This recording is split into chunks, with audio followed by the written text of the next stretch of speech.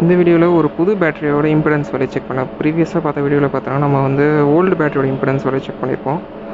So இந்த வீடியோவில் பார்த்தோன்னா ஒரு நியூ பேட்டரி இப்போ தான் அன்பேக் பண்ணி அன்சீல் பண்ணி இப்போ தான் நம்ம கனெக்ட் பண்ணுறோம். So maximum as usual range fix பண்ணிக்கோங்க 12 வோல்ட்டு. உங்கள் ரெகுலர் ஃப்ளோட்டிங் வோல்டேஜ் வச்சுக்கோங்க. மெஷர்மெண்ட்டில் வந்து நம்ம ஏஹெச் வந்து அக்யூரேட்டாக கொடுக்கலாம். பட் ஆனால் இது வந்து நம்மக்கிட்ட 42 ஏஹெச்னால நம்மளால் 42 செட் பண்ண முடியல. அதாவது ஓவராலாக ஒரு +or-3 செட் பண்ணி 45 வச்சுக்கலாம்.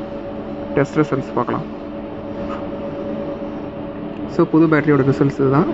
ஸ்டேட் ஆஃப் ஹெல்த் பார்த்தீங்கன்னா நமக்கு வந்து 100% இருக்குது. ஸ்டேட் ஆஃப் சார்ஜ் வந்து 100% சார்ஜில் இருக்குது. அதோட வந்து இம்பிடன்ஸ் வேல்யூ 42 ஏஹெச்சோட இம்பிடன்ஸ் வேல்யூ, நம்ம செட் பண்ண ரேஞ்சு, அதோட கோல்ட் ஸ்டார்ட் கரண்ட் அது எவ்வளோன்றது நமக்கு மென்ஷன் ஆகிருக்கு. இது ஒரு நியூ பேட்டரி.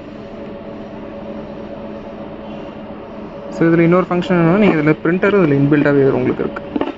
தேவைப்பட்டால் நீங்கள் வந்து பிரிண்ட்ன்ற ஃபங்க்ஷன் கொடுத்தீங்கன்னா நமக்கு இதில் வந்து பேப்பர் கேட்ரேஜ் ஃபிக்ஸ் பண்ணால் நமக்கு இதில் பிரிண்ட் ஆகும்.